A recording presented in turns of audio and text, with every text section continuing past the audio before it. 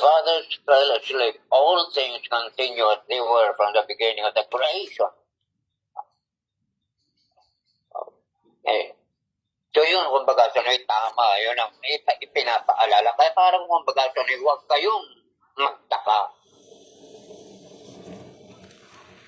O kaya huwag kayong ma-surprise kung meron ng mga taong katulad nito na nakakaharap ninyo ngayon sapagkat noong una pa sa pamamagitan ng apostoles ay sinabi na nila yan. That in the last days, ang kwan lang ay kumbaga, doon na sa kapanahonan nila, parang last days pa yan. Anyway, baka siguro sinasabi yan na in the last days, ay mamatay na sila ngayon. So kung baga so nagtatamanan nito ay sa huling panahon. Kasi hindi naman huling panahon ito yung panila pa, parang unang panahon pa ito eh. But anyway, yun ang sinabi ko, bakit sinulat ni John ito, hindi para sa kanila lang. Sinasabi nila sa kanila na sa huling panahon ay darating ang ganito. At dumating na kasi yun ang kanilang inaano yan. At saka hindi pa parang, it is actually the prophecy, kung baga sa in the future pa. Kaya lang, baka tayo na kung baga nasa huling panahon na pag nabasa natin ito ay para sa atin. So, ibig sabihin na nangyayari na sa kanila yan, na meron ng mga taong katulad nito, pero sa huling panahon kasi ang sabi nga rito, there will be scoffers, sabi ganon. There will be scoffers na magsasabi na bakit ang tagal-tagal? Di ba pangako ng ating Panginoon na matay na yung ating corporate? Wala pa. So bakit siguro, yung panlalaki ka parang sarcastic na sinabi pa sa sarcastic na kanilang pananalita. At totoo, kasi yun ang ipinapariman ni Apostle sa kanila, ni Jude, sa kanyang sinulatan. Ang ibig lang sabihin dito na hindi sila dapat magtaka. So ano yung mga scoffers na ito? Ang gagawin ng sa huling panahon, sabi doon I want to remind you. Yung sinabi ng mga apostol na kumbaga sa huling panahon lalabas ang mga taong katulad nito. Ano yung kanila doon? Sila ay kumbaga sa number one is scoffers, mapanlait. Makakatulad nyo ng sinabi ko, baka yung tono na baka parang may kasamang halakpak pa, halakpak ng parang panlalait na gano'n yun eh. So, appearance, pagdating ng mga scoffers, at hindi lang yan, hindi lang sila scoffers, kundi sila ay kumbaga sinusunod ang kanilang mga ungodly na desire. Yung kanilang desire, instead of following the word of God or obeying God, kumbaga ito na hindi na. Kasi yung kanilang ungodly desire, ungodly kaya hindi makadiyos na pagnanasa. Of course, kung hindi makadiyos na pagnanasa, masama na yan, that is sin. So ano pa? Sila pa ay kumbaga sa these are the people, dumating ang araw na kasama sa kanila, kumbaga sa hindi lang covered, hindi lang kumbaga sa fulfilling the desire or ungodly desire, sila pa yung kumbaga sa nagiging dahilan ng pagkabahagi. Dahilan ng pagkabahagi. And then, meron pang isa. Ay, yung sabi rito sila ay mabubuhay according sa kanilang evil inclination. Yung sabi rin ni Judas na kumbaga sa kanilang sariling inclination, di ba? Sa kanilang sariling intuition. Na sinasabi niya doon sa na description sa kanila. Inclination ng kanilang mga puso. Yung nais ng kanilang mga puso, yung kanilang natural instinct. Yun ang kanilang sinusunod. Na kumbaga dahil ganun, yung mundane, yung makamundo, yung kanilang natural na instinct, yun ang kanilang sinusunod. Yung natural instinct yun, kumbaga sa natakan nila, parang, kumbaga kasi, yung sa pool kasi ng tao ni Adam and Eve, parang naano yung mga tao. Parang, ano ang tawag doon?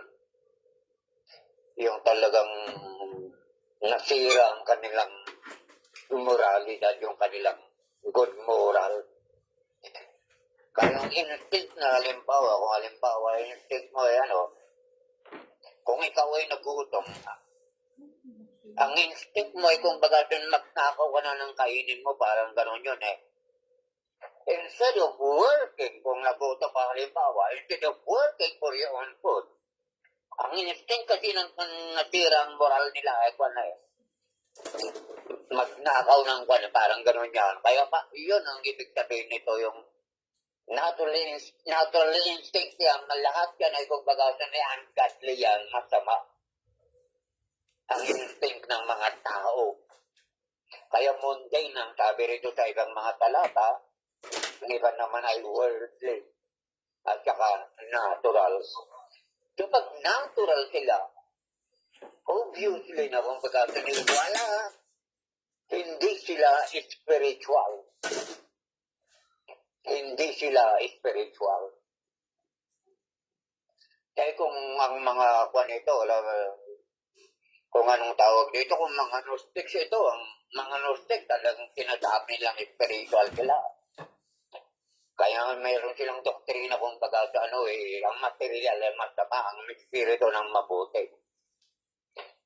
Pero kung sila yung mga masasamang tao rito, kay mga politicians dito, at sila naman talaga, sapagkat ginagamit nila yung grace of God, debauchery, yung kaya sa immoralidad, that you can do anything, sapagkat kung baga sa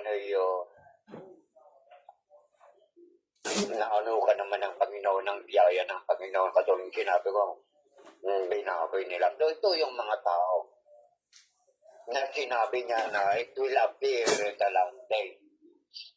At kung last days ngayon yan, tayo na, kung baga nakakaharap niyan. At totoo naman, makita natin talaga. Kaya yung sinasabing church na po, nagkaroon ng division yung mga churches, yung mga church. Pero iwan ko lang kung ano ang sinasabi ni Diyos dito na church. Pero yung causing division, kung baga instead of the true church, ay magkakaroon pa ng ibang church raw. Baka siyan siguro yung nag-divide. Okay, na sinabi.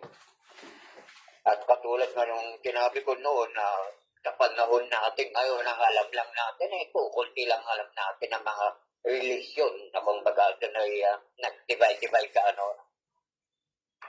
itong Iglesia ni Cristo, mga Mormon, mga Jehovah, mga limited lang ang alam natin, pero alam nyo ba na katulik sinabi ko na more than 4,000, almost 5,000 ang lahat ng mga nagsasabing church.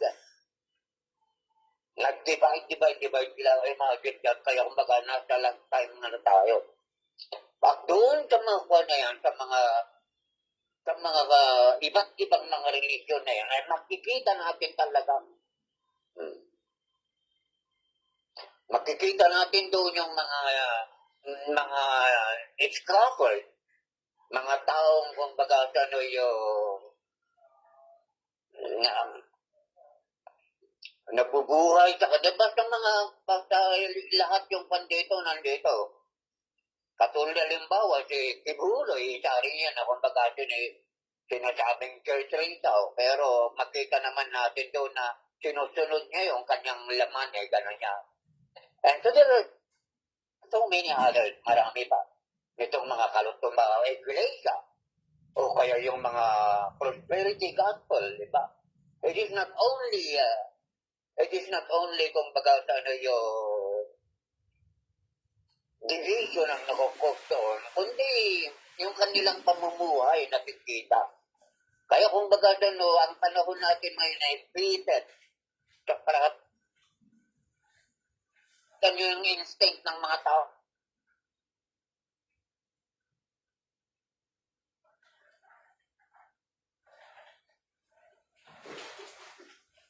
Aparaan, pero hindi.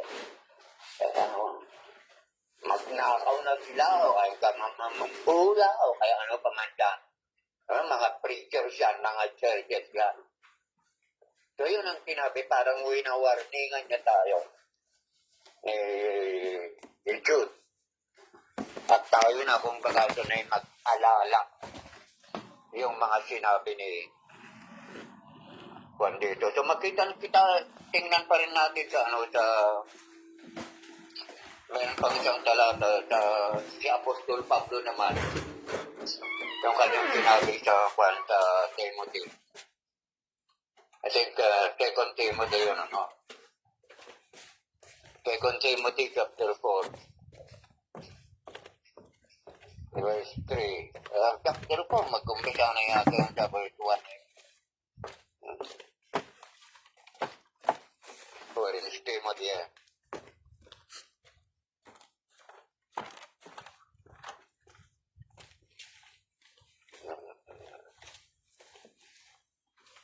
Second Timothy chapter 4, sabi rito.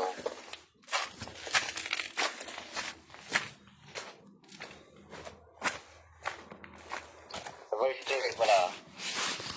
For the time will come when they will not endure sound doctrine. Tama ba yun? And they shall turn away their ears from the truth. They shall be turned unto fables. But what? The whole thing is endure affliction to the work of the evangelist. And make full proof of thy ministry. Wala dito yung sinabi ng na. Kung 2 Timothy na, 1 Timothy yun. Chapter 4. Kaya, now the Spirit is speaking expressly that in the latter time, some shall depart from faith, giving faith to seducing spirits and doctrines of the devil, speaking lies and hypocrisy, having their conscience stirred with hot iron, forbidding to marry and commanding to abstain from meat which God has created to be received with thanksgiving of them which believe and know the truth. So ito, baga sa totoo naman yan baga sa kanya, halos lang katulad yung sa unang church, ang pagkatapos nagkaroon itong mga yung tawag yun. Kahit ngayon, meron pa mga messianic Pero ang church, siguro alam kong kwento na itong mga Hudiyo-Kristiyano, yung kinakalaban ni Apostol Pablo, diba? Nag-gist nila yung salvation. Pagkatapos na, lumabas naman yung before the end of the first century, nagkaroon na yung Gnosticism. Centenarianism, at kung ano-ano pa dyan na lumabas. Kung bagasa ni Kwanyan. Kaya sabi rito, lalo pa ngayon, akong bagasa na isa.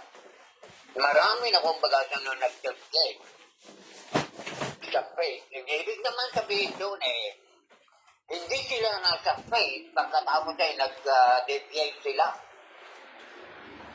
Kundi kung bagasa yung faith yun, na faith na talagang totoong faith. O kaya sabihin na lang natin totoong church. Hindi yun ang kanilang tinunod.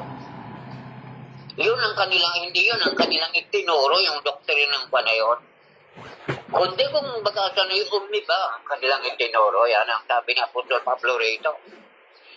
I do not believe that kung bagasan ay they were, katulad limbawa, they were once an apostle before, or anong tawag dyan, katulad nila Judas, o kayong mga elders ng mga true Christians noon. I don't think that these are the people na kung bagasan ay nag-deviate. Kundi ang ibig sabihin nun niya yung totoo na kung bagasan kwan, narinig nila ang aral ng Panginoon, ganon yun. Ganito ang faith. Pero hindi nila sinunod yun. Ang sabi doon ay lumikha sila. Di ba kayo ang katulad ni Apostol, sinabi ni Apostol Pablo sa mga Roma, na yung mga Hudyo na kung bagasan yun, meron silang pagmamalasakit sa Diyos. Totoo sincere sila, kaya alam kung bagasan gumawa sila ng sariling pamamaraan para magkaroon ng tinatawag na katwiran. Kaya kung dahil hindi sila kung bagasan nasama o kaya naging faith yung kanilang katwiran sa katwiran ng Panginoon, kaya kung bagasan sayang. Deviated. So yun ang sinabi ni Apostol Pablo na kung bagasan tumama rin sa ating panahon ngayon. So, tama ang bagasan na ikon yan. It's not only yung mga Kristiyano noong una ang kanyang pinagsasabihan o kay binibigyan ng bagbala, kundi yung mga Kristiyano sa kapanahunan natin ngayon na tinatawag na latter time, or in the last days. At katulad ng sinabi ko, nakikita naman natin talaga na nangyayari. So that is kung baga ito na isang praktisiya rin ng Biblia. Wala pa yung mga hormones na yan, wala pa yung mga kanan, wala pa yung 4,000 mga religion na yan. Nasabi na dito nasabi na ng mga apostol ng ating Panginoong Jesucristo. At ano ang kwan natin dyan? Ano ang significant dyan? Para tayo ay hindi kung bagasan ay ma-surprise. At para tayo ay hindi kung bagasan ay mag-tempt na sumunod sa kanila. Diba? Parang kung bagasan there will come a time that these people will deviate from the faith. Sabi ganon yun. Ini-remind lang niya na yung faith na kung bagasan pinapanangnan nyo ay stand. Doon kayo manatili. Sapagkat pagdating ng kwan, lahat na kung bagasan ng kwan yan, dumating dyan na magkukos ng division o kaya ano-ano pa man yan. They are not the truth. Hindi yun yung totoo na kung bagasan ay pananampalataya. Okay. So ituloy natin yung kwan yung sa verse 18, how that they told you there should be mocking, So these, they will separate themselves, since while having not the Spirit, wala sa kanila ang banal na Espiritu. Parang pinaka-ano na yun, kung pagkasin, all of these, na maglitaw sa kwan na yan, wala sa kanila ang banal na Espiritu. Pero meron, kung magasin sa kanila, sinasabi lang meron na. Ang iba pa nga dyan, nagtuturo, katulad mga espiritista, mga ganyan yan. But that is their own spirit, that is not the spirit of the Lord. Okay, so ngayon, kung baga ito na warning yan, parang ipinaremind niya yan to warn us. Itong mga susunod na talata, sa verse 20 hanggang sa verse 23, ito naman ay kung baga ay advice o kaya advice niya sa bawat mga Kristiyano. na merong kumbaga napapaligiran ng dami-dami na kumbaga yung mga bulang tagapagturo, bulang Kristiyano, kay bulang churches. So first, tingnan natin sa verse 20.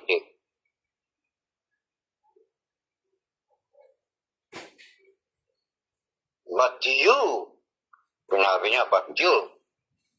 Yun yung mga sinabi niyang una, yan ang kanilang pagdating nila, gawain nila. Makikita nyo na ganyan-ganyan ang ginagawa nila. Ganun niya. Pero ang sabi niya rito, pero kayo, mga minamahal, but you, dear friends, meron siyang sinabi rito na I think 4 na kanyang sinabi na parang tinatawag na dapat advice o kaya dapat naggawin ng mga Kristiyano na napapaligiran ng ang dami-daming mga Kristiyano kaya ano pa man dyan. Ano yung first na kanyang sinabi? But you, sabi ganun yun, dear friend, must build up your life ever more strongly upon the foundation of the holy faith. But you, sabi doon yung you rito, plural yun Hindi lang may isang tao, kundi lahat ng mga Kristiyano kanyang binabanggit dito. Ano ang dapat nilang gawin? Build up your life, o kaya patatagin, o kaya kung baga paangatin, o kaya grow. Sabi nga niya, build up your life sa evermore strongly na para kayo'y lalong lumakas, lalong mapatatag upon the foundation of the holy faith. Holy faith bang sinabi rito? No. On the foundation of the holy faith. Yung holy faith, katulad ng kinabit ko, yung gospel, yung doktrina, yung truth. So sabi niya kung baga lalaguta kayo, lalakas tayo ng sa kung baga sa anong tawag dito, sa totoong doktrina, sa holy faith. Na sinabi katulad ng sinabi kong banal Banal kung halimbawa, gospel ito, gospel ng salvation ito banal. Kaya holy ang sinabi rito. Ibig sabihin, pag hindi holy, kung baga na faith, o pananali kayo, wala yan, hindi sa Diyos yan. At yun ang sinabi niya kasi there are so many faith. You are, kung baga, surrounded by so many faith. But you build up yourself more strongly. Lalong lumakas, lalong tumatag, lalong lumago kayo. Saan? Sa pundasyon ng kumbaga sa holy writ o kaya holy faith, sabi rito. Yung talagang totoong truth. Kumbaga marami nga pagdating ng marami yan sa kuwan na yan, pero kayo, kumbaga manatili kayo. At kung gusto nyong lumakas sa kuwan yan, ay sa kumbaga sa scripture, o kaya sa salita ng Panginoon kayo. Kaya yun yung parang ginagawa natin ngayon, di ba? Kahit mayroon tayong nakapaligid din sa atin, ang dami-daming ng mga religion niya, parang ibig niyang sabihin, huwag kayong doon. Kasi hindi mga holy ang mga yan. Huwag kayong sumama dyan. Kasi dito mapapansin natin, pag ituloy natin na maraming, pag meron sa kanila yung parang nasira. Parang nagkaroon ng doubt, makita natin. Pero yun muna yung sinabi niya rito na dapat natin gawin. We must edify ourselves. Ourselves saka ang kanilang kalipunan sa pamagitan ng at malalong magpalakas sa pagkaalam ng salita ng Panginoong ito, Kristo. O kaya yung banal na pananalig. At yan ang ginagawa ninyo pag kayo tuwing nagkakaroon ng Bible study o magpapahayag. And also, kumbaga sa hearing yung mga preaching, pag-aalang ko rin, that is really what you are doing. Kumbaga sa ito mamamasakwan yan. Parang magpatatag kayo. Do not mind the others. Mga ibang religion. Manatili kayo sa inyong diyan kayo magpatatag. Pangalawa, ang sabi niya na advice niya na dapat gawin sa verse 21, keep yourself in the love of God. Keep yourself in the love of God. Ano bang kwan yan? Ano yan? Ano ang ibig sabihin niya? Ibig sabihin kung baga huwag tayong aalis. O kaya patuloy tayong mabuhay sa pagmamahal sa Diyos ay isang kwan yan. So how can you keep the love of God? Anong sabi sa kwan? Merong talata sa I think sa John yun.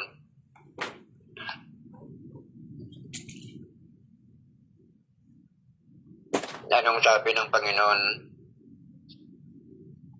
Wait, tingnan ko yung tagyan ha.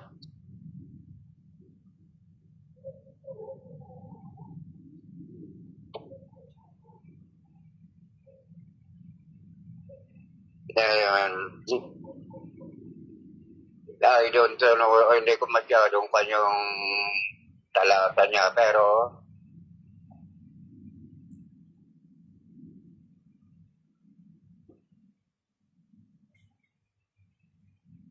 ano na yun, sa First John, si John rin yun, sa First John chapter 5, verse 3, tingnan natin. First John chapter 5, verse 3 na, kasi ang sabi niya doon, ang bagal sa una, build yourself sa holy faith. Pangalawa, we must live kay mabuhay tayo sa pagmamahal ng Panginoon. Tingnan muna natin sa 1 John verse 5 verse 3. Bago tayo pumunta doon sa John, the Gospel of John.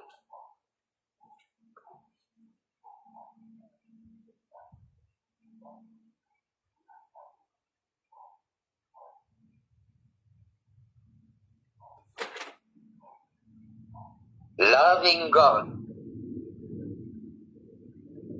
means doing what He tells us to do. And really, that isn't hard at all. For every child of God can obey Him, defeating sin and evil pleasure by trusting Christ for help.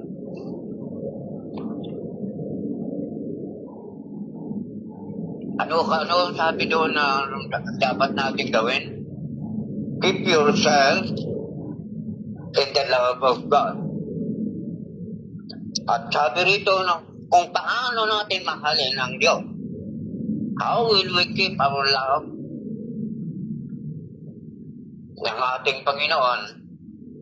Ang sabi ni Pandito ni John, parang very specific ang kanyang pagsabi.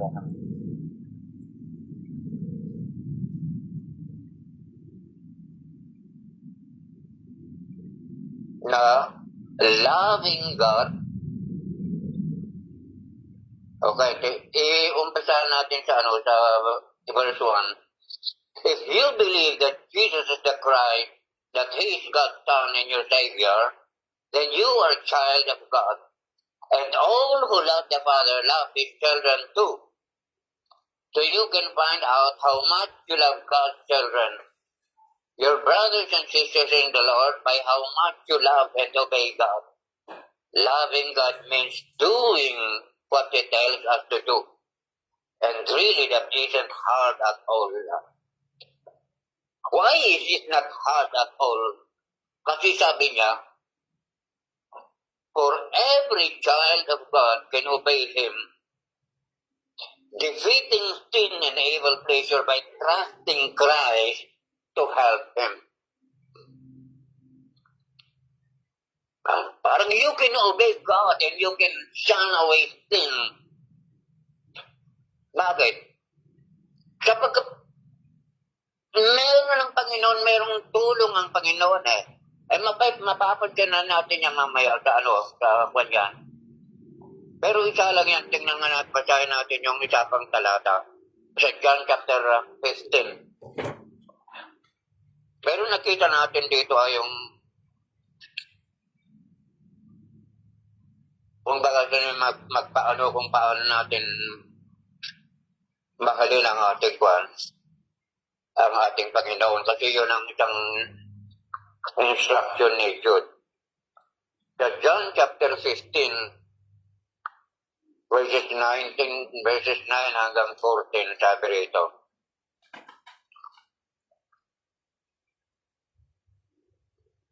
In 9,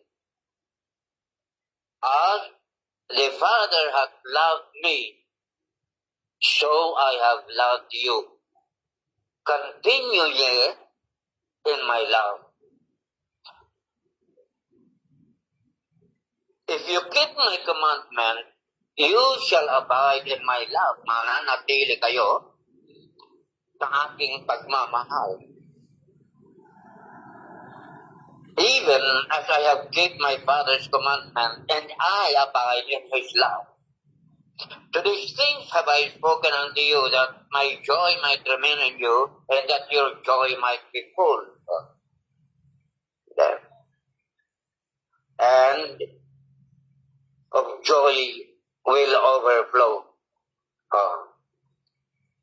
So this is my commandment, that you love one another as I have loved you. Greater is love that no man that a man lay down his life for his friends. You are my friends if you do whatever I command you. So ang sabi niya rito na napakalinaw kung paano natin, how can we keep ourselves in the love of God. Dito na sabi na niya, as the Father hath loved me, so I have loved you. Sabi sa verse 10. If you continue in my commands, you shall abide in my love, even as I have kept my Father's commandment and abide in His love. So kung baga parang kung baga keeping or remaining or abiding in the love of God means if we are obeying, pag tayo sumusunod sa Kanyang commandment, we are living or kaya we are keeping in His commandment. So sabi niya, build yourself in the foundation of the Holy Faith. Pangalawa, keep yourself in the love of God. Keep parang manatili or doon lang umiikot. Kaya huwag kayong lalayo. Huwag kayong bibitaw. Ang bibitaw, paano mo? How can you keep the love of God? Eh, sabi ni Jesus Christ mismo why I obeying His command.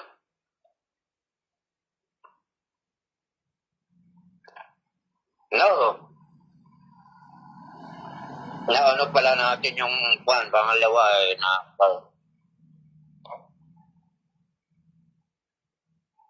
dapat wala pang bagasa na praying in the Holy Ghost pa. To build up yourself on your most holy faith. Pangalawa, praying in the Holy Ghost. And then pangatlo, keep yourself in the love of God. Itong praying in the Holy Ghost, yung pagkatuloy ko nito sa panahon natin ngayon, iba na ang meaning nito Diba yung you open your mouth pagkatapos kung anong sasabihin mo, lalala o kay flapping na sinasabing gano'n yun. Yan yung tinatawag nila, yung karamihan sa mga Pentecostal na parang nagpo-cause ng division dahil sa mga kwanito, sa kanilang katuruang ito, di ba? Yung blah, blah, blah, blah, blah, blah, blah, blah, parang kung pagkasan, pray in the Spirit, ganun lang, ganun raw yung mga. Pero ang ibig sabihin ng pray in the Spirit, ito, pray according to the Spirit. Yung kumbaga sa according to the Spirit, yung talagang tama na panalangin. Na kumbaga sa maiintindihan, hindi yung blah, blah, blah, blah, blah, blah, gano'n yan, ano. Hindi ko lang kasi alam kasi kung may talata doon sa itik sa Romans yung sabi doon na hindi natin alam ang ating ipinapanalangin. But that doesn't mean na kung bagasa na magano tayo, magbabol tayo na kung ano-anong sinasabi natin para masabi na yan ang banal na espiritu na parang siyang nananalangin para sa atin. Ang pray in the Spirit dito, we must, kung bagasa na pray according to the Holy Spirit. At meron tinuro sa atin ng ating Panginoong Jesucristo na kumbaga alam naman natin dapat na panalangin natin something na kumbaga makanaano sa atin yung makapag-ministry, ganyan yan. Yung lalago ka, makatulong ka, kaya manalangin ka ng strength, mga ganyan yan. At kung halimbawa sa mga iba pa ng mga panalangin, ang dami na makatulong ng mga Katoliko, para tumama sa luto, pinapanalangin pa nila. Hindi yan praying in the Spirit. That is not pray in the Spirit. Kundi yung panalangin na kahit like for example, ang itinuro kasi ng ating Panginoon, halimbawa, di ba ang ating Panginoon nung nasa Gethsemane siya, ang nananalangin na kung baga tayong team na pananalangin, sabi may blood pa na kung baga lumabas sa kanyang yung tears ang ganyan. Ano ang kanyang panalangin? Panginoon, ang nais ko sana ay ang upang ito ay kung baga alampas sa akin. Yun ang nais niya kung baga nais ko. Kung minsan tayo mananalangin tayo ng naik mga ganyan.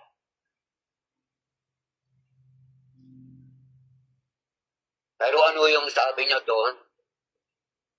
Pero not my will, but thy will be done. So, ibig sabihin niya sa ating panalangin, kahit alam natin ang mabuti, patuloy siya, Apostol Pablo, di ba manalangin siya na kung baga na yun, tanggalin niya yung tinik, kung ano yung presyo, kung saan. Panapanalangin niya, 3 times na ipanapanalangin niya. Kulang lang kasi dapat sabi niya, not my will, but your will be done. So, sumagot na ang Panginoon, anong sabi niya, kung baga when you are weak, when you are strong, lamang ganyan yan. Minsan nga, kumbaga, may yung presidente namin na missionary, ano yan, I think more than 8 years old na siya. Pagkatapos nagkasakit yun. Ang dami-daming nanalangin. Kasi matagal pang nagkasakit yan. Di ko alam kung ano ang kanilang ipinapanalangin. Pero I think mga few days bago namatay, pinatawag niya ako.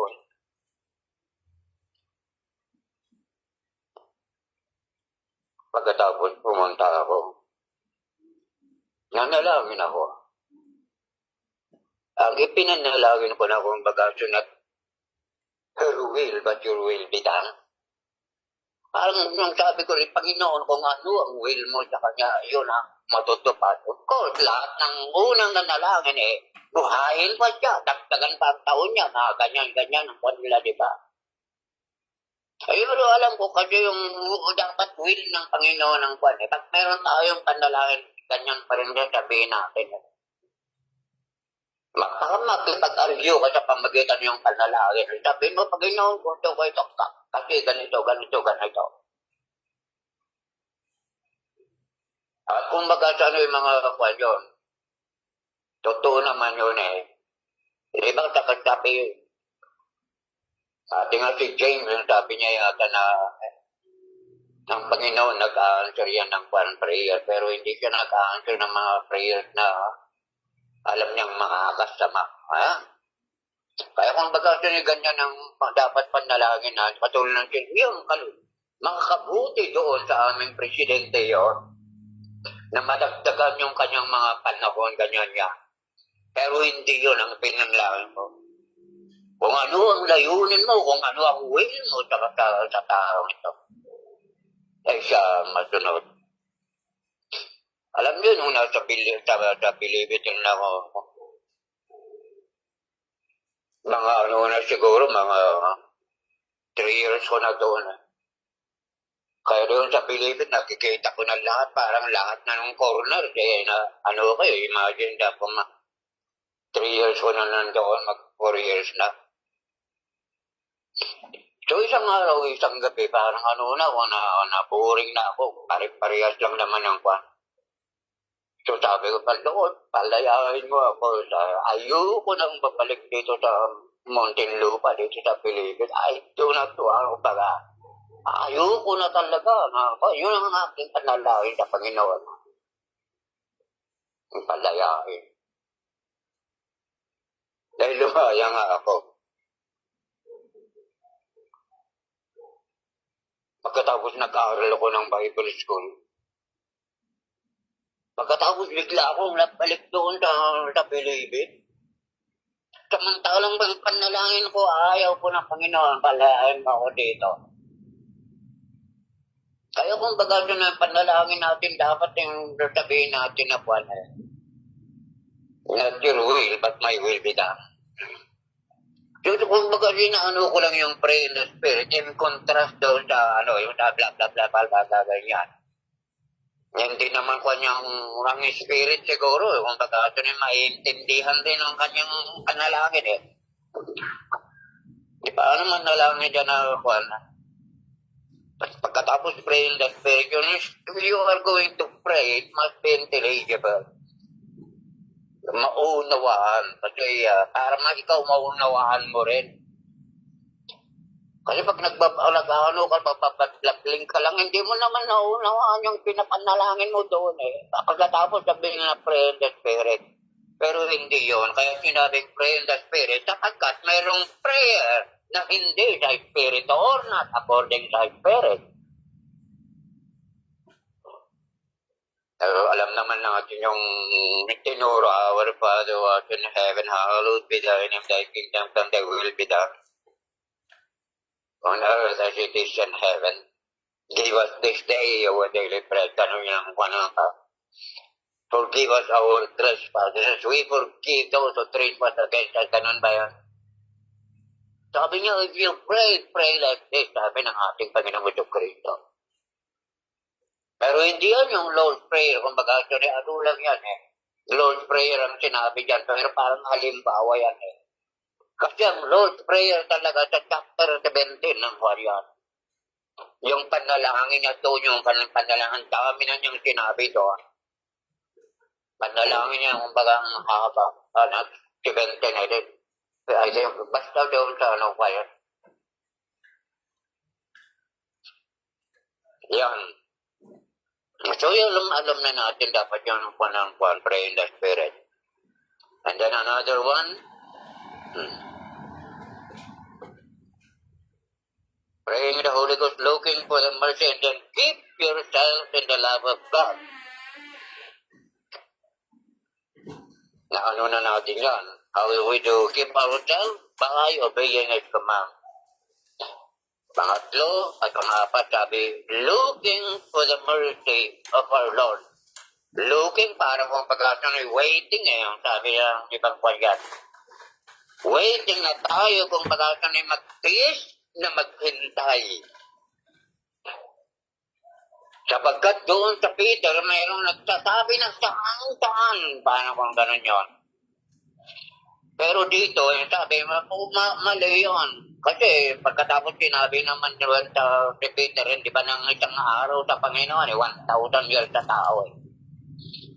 So sa kanila, kung baga, very far, kung baga, ang tagal yan. Pero sa Panginoon, isang araw pa lang yan. 2 araw pa lang yan. Kung baga, ay 2 araw sa Panginoon. Pero ibinabasin lang kasi rito. Sabi yung sarili kasi nilang arrogante. Pangungot siya. Kung baga, ano yun. So sabi rito na looking. Okay. Wait patiently. Sabi rito sa Living Bible. Wait patiently for the eternal life that our Lord Jesus Christ in His mercy is going to give you. So wait patiently, ibig sabihin kung baga, ano man mangyayari sa atin between yung pagkadagit natin, we must be patient.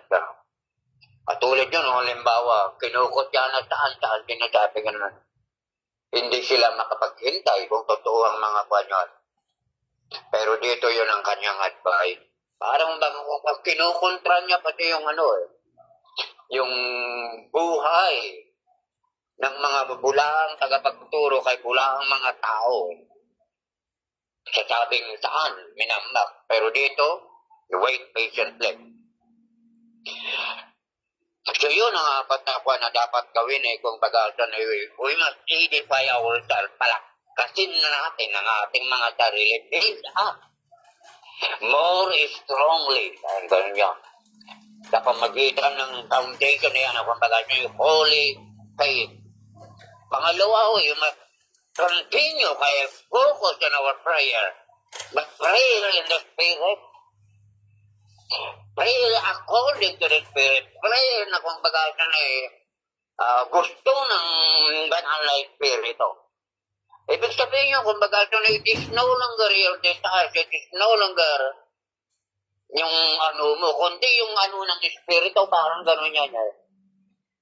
Pray according to the Spirit. Pangatlo, we must keep our love.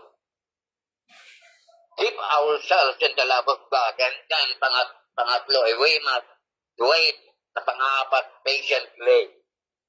Sa ano yan? Pagdating ng ating Panginoon Kristo para makamtan natin yung kanyang mercy na eternal life. Pagkatapos mayroong kuhan dito, pag ipagpatuloy natin, ito naman yung kanilang dapat na gawin. Sabi rito sa verse 22, and of some have compassion, making a difference.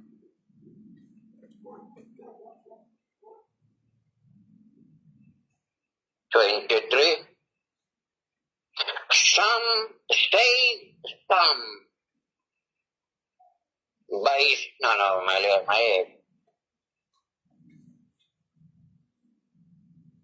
and some have compassion, making difference. Sa verse 22 rito na sabi,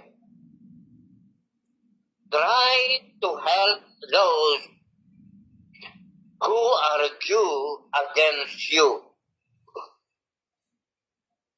Ano sa Tagalog? sa verse 22.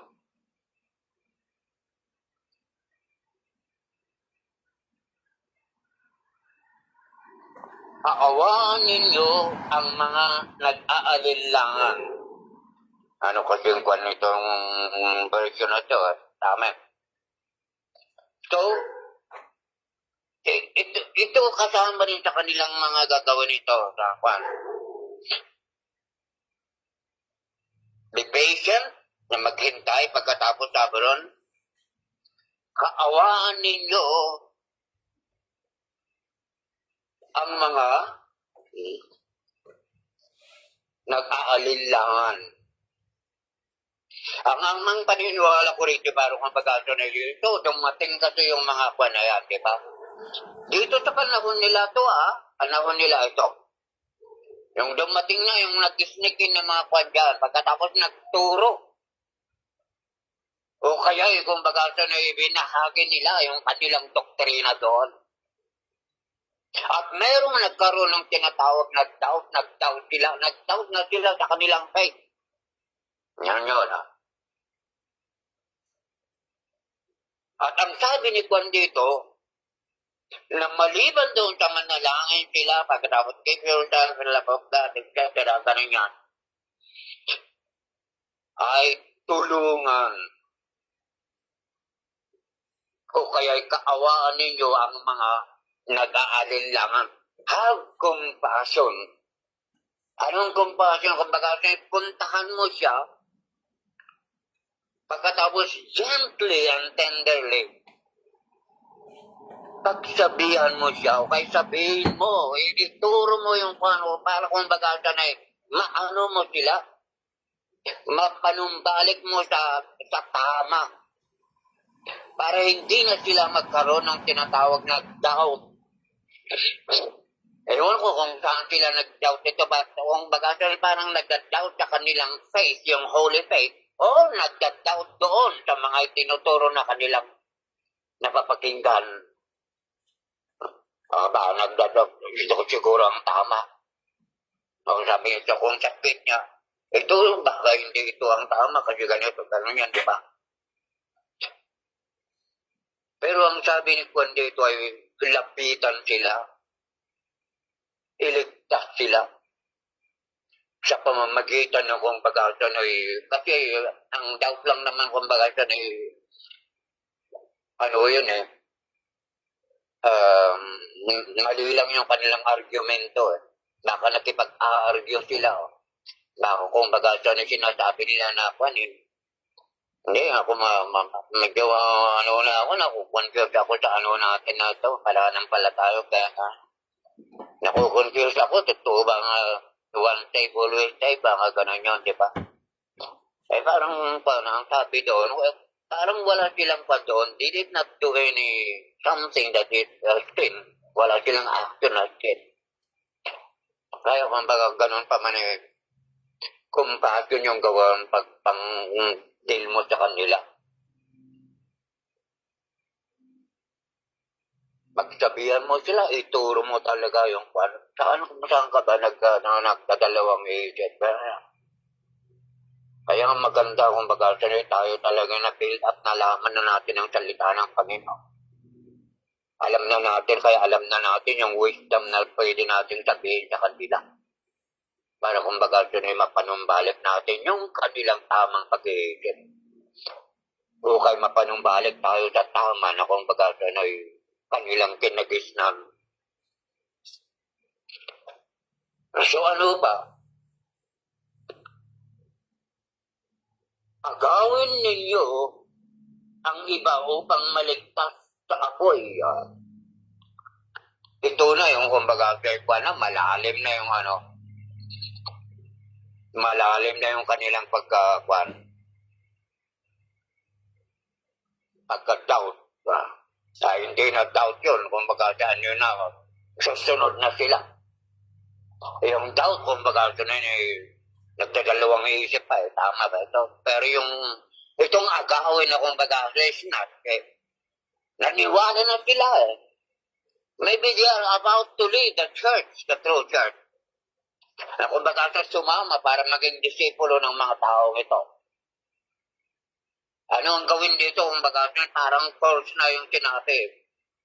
Snatch. Agawin. Pero yung isang term doon, lead. Lead yung parang may puwersa. Baka siguro ang pakuan mo na rito, yung malalimang pa na yung ano yan. Malaliman ng katuruan para kumbaga ng papakasag mo yung kanilang paniniwala na mali. Na maaaring kumbaga ito na pinanghawakan na rin ng mga taong ito. So yung salita niya is not it. Yung isa ay compassion sa mga nagdagdaw. So walo yung paano natin agawin. Of course, kumbaga ito na may puwersa yan. Parang is not, parang hawak na kasi ng mga kanya, hawak na ng anong tawag dito ng mga ano yan. Baga no, they are already dragging them.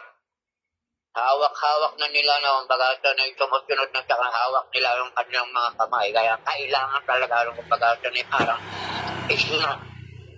O kaya malapit na sila doon sa apoy. Pagkatapos is not ng sabi doon. At ano yan, of course, sapagkat kung religion yan, ay manindiwala na sila doon sa religion na papuntang impyerno. Talaga sigurong pastigaw ng ano mo rito, pagtuturo mo sa kanila. Paano ba mag-isnat? Kasi katulad ng sinabi ko, malalim na yung pagtanggap nila sa doktrinang mali. Kaya kung gabagaso na italaliman na rin yung kung ano mo sa kanya, pagtil mo sa kanya ang salita ng Panginoon. Para kung bagaso na maagaw sila. And then pangatlo, narito,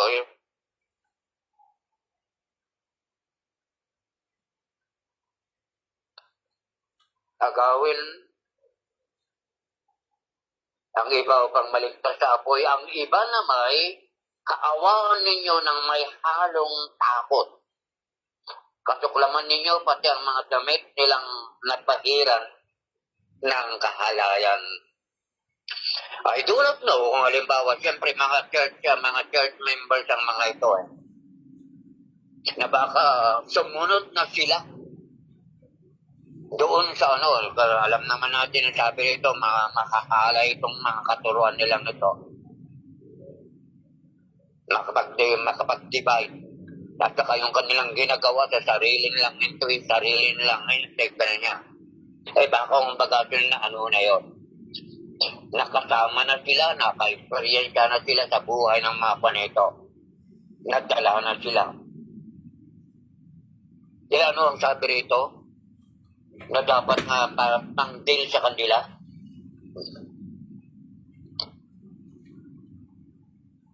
Ang iba na may kaawaan ninyo ng may halong takot. Ang halong takot with fear. Ang ibig lang sabihin doon very cautious. Ano ba yung caution? Yung buong pag-iingat ang dealings mo sa kanila. Para buong ingat talaga para kung pagkakasyon para hindi sila kasi kung halimbawa kung bibirain mo rin siya, wala Ang ibig lang sabihin doon, kung ingat ka, bakit? Parang sensitive yan, kung pagkakasyon parang very thin na glass yan Na kunting pagkakamali lang mabasag, yun ang sabi rito. At katulad ng sinabi ko, ito malalim na parang kung pagkakasyon nakatikim na sila ng mga makasamaang ginagawa ng mga tagapagturong ito. Kaya ang sabi doon have compassion but buong ingat ang pagdetail natin. Sapagkat alam natin na baka mag-resulta yan instead na mapasama. Kung masama o kaya hindi mag-iingat yung pagdealing mo, Na siyempre alam mong masama ang mangyayari. Kaya yung sinabi rito, buong iingat. Paano iingat? At saka isa pa, kumbaga sa naiingatan mo kasi, kasuklaman mo yung kanilang mga damit. Yung damit parang gawa na yan. Yung sinabi ko na kumbaga sa nasa kasalanan na sila. Nagkakasala na sila. Pero kailangan puntahin mo pa rin yun. Kasi yun ang sabi ni Juan eh. Ang sabi niya ng tawag dito ni Jude na dapat gawin ang advice niya eh. Na kung baga sunay puntahan at kaawaan ng may halong takot at kasuklaman ninyo ang kanilang mga damit na napahiran ng kahalayan. Ibig sabihin ng kasuklaman, kung baga sunay do not touch. Okay, wala kayong dapat gawin yan. Okay, kung baga sunay mag-ingat kayo. Ay, alam nyo naman yung ang ibig sabihin niya, katulad ng mga lepers, di ba? Yung mga lepers, mga kitungin sa kanilang panahon, no? Mga Hudyo, pag hinawakan mo yan, kung baga sunay, hindi ka na rin malinis. Ang dami-daming seremonya na gawin mo nung bagatan na kasama ka na doon sa kwanin. So, ganun yun ang ibig siyang sabihin na ang tatlo yung kwan dito. Pag yung merong doubt lang kung bagatan na yan, kailangan very tender. Eh, pag yung malapit na doon sa impyerno, bagatan ni Kwan, hindi pa nang susunog, ay na-snatch nga eh. Ang gagawin na snatch ang iyong dealing sa kanila. Pero pag nandoon na sila na kung baga tumatampisaw na sa pagkakasala, eh dapat puntahan mo, kaawaan mo, pagsabihan mo, para ma-check mo siya kung baga sinay madala mo sa kwan na yun.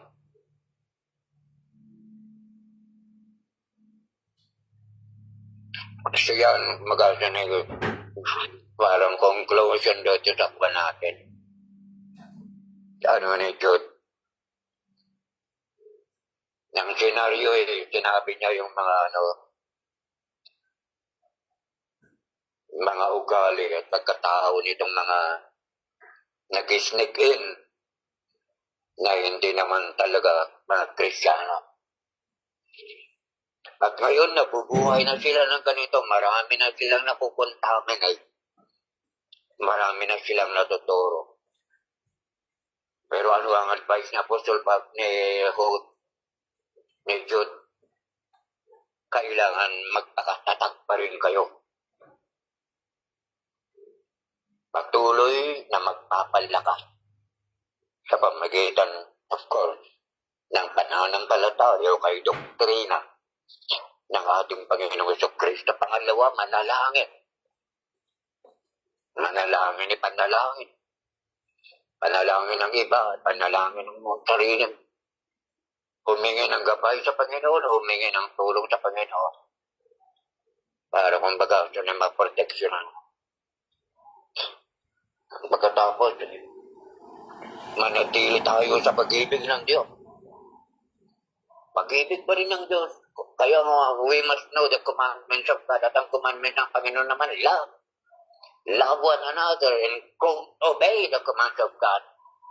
That is, staying o kaya maintaining o kaya keeping the love of God. And then pangatlo, kumbaga na we patiently wait. Baka na hindi matagal yan. Hindi natagal katulad natin. Kung minsan, come quickly, parang sabi ni Juan. Ni Apostol, anong tawag dito ni Apostol yan? Quickly daw. Kung minsan, halika na Panginoon, sabi na ka. Ano kaya, kung baga na very selfish ka. If you know the Bible, that is selfishness. Yung sabi ng Panginoon, hindi pa siya dumarating. Sapagat binibigyan pa niya ng space yung mga tao na kung pag-ano na isasampalataya, parang gano'n yun. O kung baga halimbawa, hindi pa nakuha lahat yung mga pinili o kaya yung kanyang mga shit na nagwawonder Kaya ang sabi niya rito, wait patiently. Kasi may purpose ng Panginoon kung bakit hindi pa siya dumarating Sabi niya, saan taon yung pagdating? Sabi niya, sinungali ang panayan, hindi totoo yung panayan. Kasi natin gano'n yan Pero sila, kung tayo nakabasa na siya natin, ang layunin ng Panginoon kung bakit hindi siya dumarating Binibigyan pa niya. Mga kuwan iba na kung pag-asa na magsisi. Ganun yan. Pero tingnan natin yung kutong natira na kung pag-asa yan. Sa 24 pa. Ito, parang benediction, di ba? Para sa ating mga worship services, may benediction. Sabi sa verse 24, sa Kanya na makapag-iingat sa inyo upang hindi kayo magkasala at makapaghaharap sa inyo ng walang kapintasan at may malaking kagalakan sa Kanyang kalwalhatian. Ayusin kung baga, this is benediction. Pero ito ay description na kung baga si Jude na nagano ng sulat nito. Isang katotohanan na kanyang sinabi. Kung minsan sasabihin lang natin na sangalan ng Panginoon, amen, parang ganon yun, di ba? Pero dito kung baga, dinescribe niya pa ang Panginoon. Dinescribe niya kung ano ang Panginoon sa buhay ng mga Kristiyano o kahit sa kanyang mga anak. Anong una rito? Makapag-iingat sa inyo.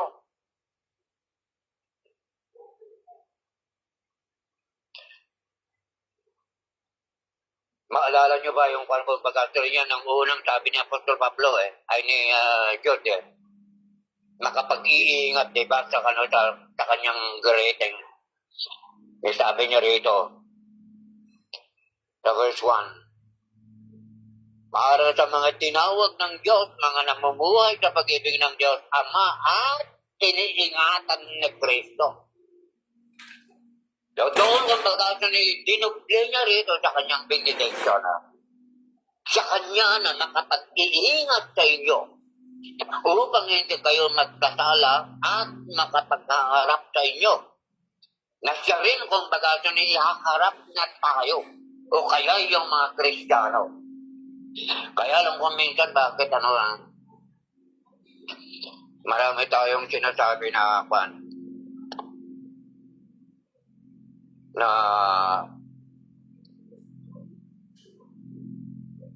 humihingi tayo ng anong tawag dito. Na yung katulad ng sinabi na doon na kayo, kung bagasa na kaawaan ninyo sila, you is not them. Bakit tayo ang I think kung bagasa na yan din ang ating Panginoon, that is God's work Trabaho niya yung kung bagasa na ginagamit niya lang yung mga totoong Kristiyano at saka matatag ng mga Kristiyano. Katulad po yung siya ang shepherd natin. Pero merong mga pastor na kung bagasa na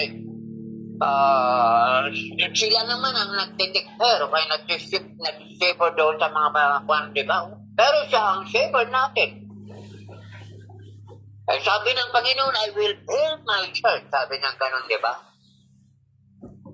Pero tayo naman, kung bagasa tayo ang nag-build ng kanyang church But because He is using us, He is the one working in us.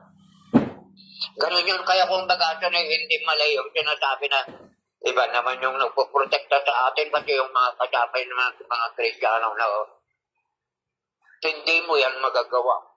Bagasa kilos ng Panginoon niya, He is just using you as an instrument in fulfilling His own job. Kaya sabi rito, sa Kanya na makapag-iingat sa atin upang hindi tayo magkasala, sabi niya ganun, at makapag-aharap sa atin. Kasi walang ibang makapag-aharap sa atin sa Panginoon na may kaluwalhati yan. Kung hindi lang ang ating Panginoon sa Kristo. Ang sinabi niya, kumbaga siya preserved in God's hand, or Jesus, kumbaga siya who keep. Di ba nabasa natin yun? Na iniingatan ni Kristo at iniingatan ni Kristo. Kaya dito katulang sinabi ko, inuulit ko na kumbaga siya wala. Kaya totoo yung tinatawag na nung ako sa Taiwan, save, always save. Pag pinili ka talagang pinili ka. Kaya dito yung kalimbang sinasabi rin, nagkaroon ng doubt, nagkaroon ng anong tawag dito, o kaya naniwala na, o kaya na ano na ito sa pagkakasala, nasama na sa pagkakasala ng mga taong ito. Kung sila talaga, kung pagkasunod-ship ng ating Panginoon niya, babalik rin yan. Ganun yan. Kasi may pinoprotektahan niya, sinaserve ng ating Panginoon sa Kristo at hindi ito kasinungalingan. Kasi sinungaling ba ko na kaya niyang mag-ingat. Pero pagkatapos siya rin na nagsabi na keep by Jesus Christ. Kasi maging si Apostol Pablo, sila dyan, ang dami lang sinabing ganyan din. Diyan sinabi niya sa John 6, all that my Father gave to me, sabi niya diyan, will come to me, and whosoever comes to me, I will never drive away. For I have come down from heaven to do my will. Ano ang will niya? To protect. That whom He sent me, I shall lose none. Wala kung ano yung ibinigay ng Ama sa Kanya. Di ba sabi ng ating Panginoon Kristo kasi, walang makakarating sa akin kundi kung hindi ipaparating ng Ama. Yan. At yung ipinarating ng Ama sa ating Panginoon Kristo, ang pinili ng Diyos before the foundation of the world, is driving them to Jesus Christ at yung inilagay ng ating Ama doon sa kamay ng ating Panginoon Kristo, walang kahit isa na nawala yung sabi niya rito. And this is the will of Him who sent me, that I shall lose none of all that has He given me, but raise them up until the last day. Yan yung sabi rito. Ipaghaharap, siya lang ang pwede makapaghaharap sa atin sa ganyan. Now, hindi lang si Judas ang nagsabi niya na kung pagkasya ni Kikbayan. Kasi si Apostol Pablo rin sa 1 Corinthians 1:8 ang sabi niya, He will keep you strong to the end. To the end hanggang sa wakas. Ang wakas kong bagasa ni wakas ng buhay mo o kaya wakas ng pagdating na ng ating Panginoon sa Kristo. So, ibig sabihin kung bagasa na that is our assurance na hindi tayo bibitawan ng ating Panginoon at hindi nga rin tayo makakapalag talaga.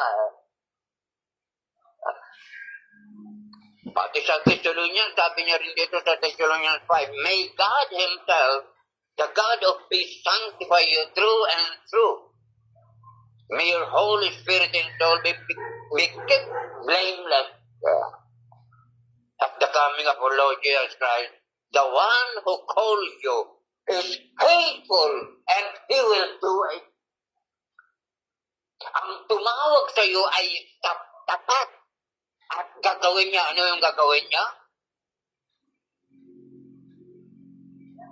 Ano yung gagawin niya? He will sanctify.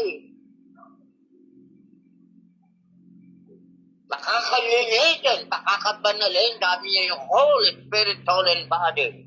And He will keep them blameless at the coming of our Lord Jesus Christ. At yung sabi niya, the one who calls you is faithful and He will do it. Pag tinawag ka ng Diyos, talagang kumbaga, gagawin niya, sabi nga, nung gagawin niya, He will keep you blameless. He will sanctify you. Ephesians, sabi rin niya, husbands, love your wife just as Christ loved the church and gave himself up for her to make her holy, cleansing her by the washing with water to the word, salita, and to present her to himself as a radiant church without stain or wrinkle or any other blemish, but holy and blameless. Yeah. Parang kumbaga, hindi naman tayo ang naglilinis sa ating mga sarili. Ang ginawa lang siguro natin, we repent. But if we repent din pagkatapos, kumbaga, napabilang na tayo, natuba ng ating Panginoon Diyos Kristo. Ang daming mga talata na nagsasabi doon na hindi kayo mawawala. Hindi kayo mawawala. Mapuprotektahan kayo. He will keep you. Dito, ninulang natin pati sa verse 24 na ito. Sa verse 1, sinabi niya, na-keep by Jesus Christ. Dito naman, inulit niya. Nung sabi niya, makakapag-ingat at maihaharap sa ating Panginoon. Sa kagalakan ng kanyang kaluwalhatian sa iisang Diyos na ating tagapagligtas. Sa pamamagitan ni Jesucristo na Panginoon natin at sa kanya kaluwalhatian, kadakilaan at kailanman. Sa parang ang pag-asa na pinuri ang Panginoon. Yan ang huling sulat ni Judas, ni Jude, na ating natutunan. So alam ko na kung baga dito lalo tayong tumatatag. Sa isang sulat na ito na kung baga hindi pa natin binabasa kung pinsan.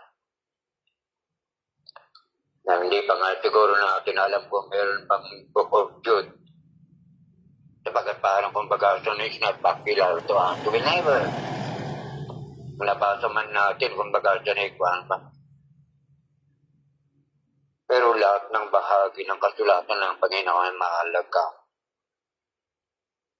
Kaya kung baga na-canonize yan. It is inspired by the Holy Spirit. At sabi kung baga ang salita ng Panginoon ang ginagawa sa buhay na nalalaman natin ang kalooban ng Diyos. Nalalaman natin ang pangako ng Panginoon. Nalalaman natin kung sino tayo. Nalalaman natin kung sino ang totoong Diyos. Lord, maraming salamat sa maiksing sulat na ito sa iyong salita. Maraming salamat sapagat sa pamagitan nito ay nakilalo namin nakita ang aming mga sarili. At nakita rin namin ang aming mga responsibilidad. At nakita rin namin, Panginoon, ang kahalagaan ng iyong bugtong na anak sa bawat buhay na. Dalangin pa rin namin, Panginoon, na patuloy kang mangutang sa bawat isa. Patatagin mo kami, Panginoon, na patuloy sa pamagitan ng aming pagbabasa at pag-aaral ng iyong mga salita. So Lord, maraming salamat sa iyong pagmamahal, sa iyong biyaya. Maraming salamat sa pangalan ni Diyos. Amen.